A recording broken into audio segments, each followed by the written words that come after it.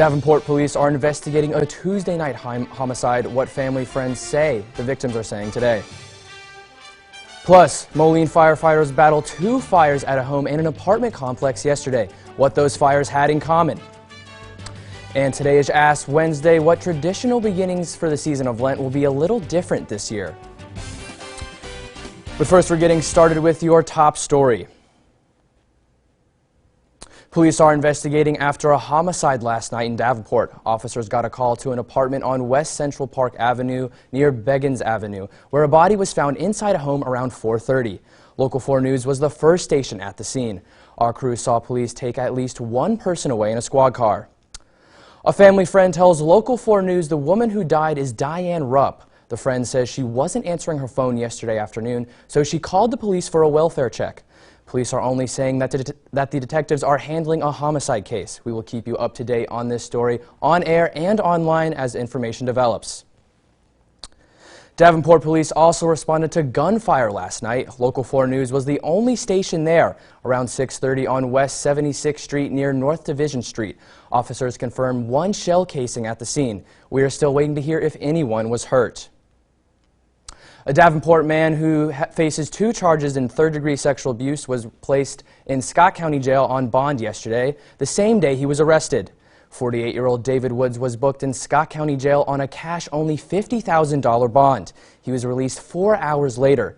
Records say the warrant says it was issued February 5th for his arrest, but we do not have any other details.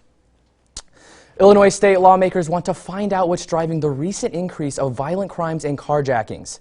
An expert with the ACLU says politicians who want to appear tough on crimes often pass laws that lock people up longer, laws that don't address the root cause of the crime in the first place.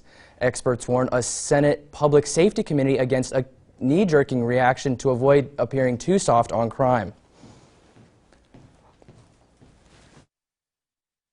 Has been talking about the fact that this is likely related to the pandemic. People in these neighborhoods are in fear of their lives. We're seeing shootings up. We're seeing all kinds of violent crimes up. We have to do something about it now. State Senator Steve McClure called for revamping the witness protection program and improving community relations with police. He says the goal is to make it easier for people to come forward and cooperate with law enforcement. Moline firefighters responded to 2 fires yesterday. Neither had a working smoke detector. A barking dog might have saved the lives of one of them. The fire broke out around 8:30 in the morning on 17th Avenue. Firefighters saw smoke coming from the 2nd story of the house when they got there. They put it out in about 25 minutes. Everyone got out safely after hearing the dog bark. Firefighters think an electrical problem caused the fire, but haven't made a final determination.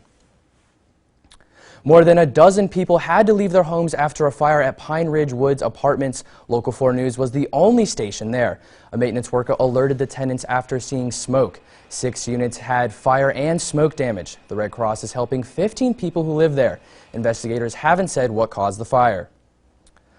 Local 4's News has responded to 16 house fires this month alone. Fire departments say they see more fires in colder weather. Local 4's Ryan Risky reports there are things you can do to keep it from happening to you. Homes have been catching on fire at a rapid rate in the Quad Cities area. Rock Island Fire Marshal Greg Marty says that they respond to 70 to 80% of their yearly fires in the winter months, and he says the majority of them involve home heating. The fire marshal recommends checking your smoke detectors monthly to make sure they're working properly.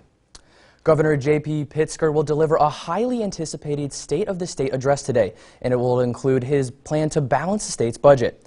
Coronavirus has left a multi-billion-dollar hole in the state's budget.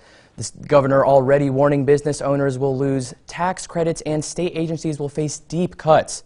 State Comptroller Susana Mendoza offers her preview of the budget. She blames Republicans for defeating the governor's progressive income tax in November, leaving him with limited options. There's no easy solution here. It's going to hurt.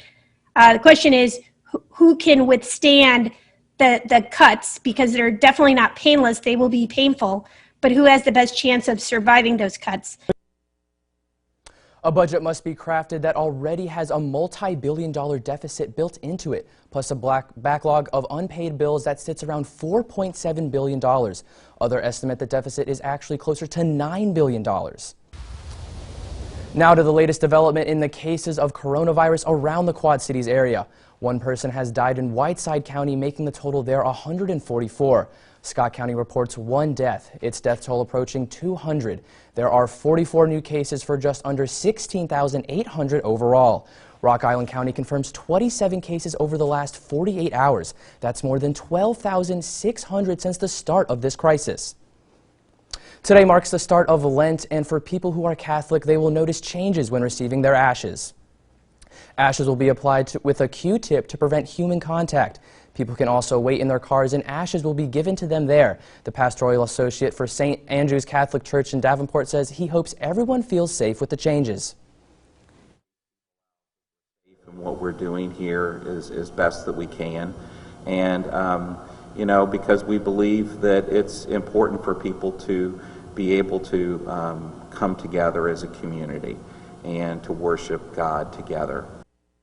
Other changes to the Mass will include limited seating to help with social distancing. They will be live streaming the Masses on their Facebook page. Coming up, a Rock Island couple finds letters dating back 70 years while renovating their home.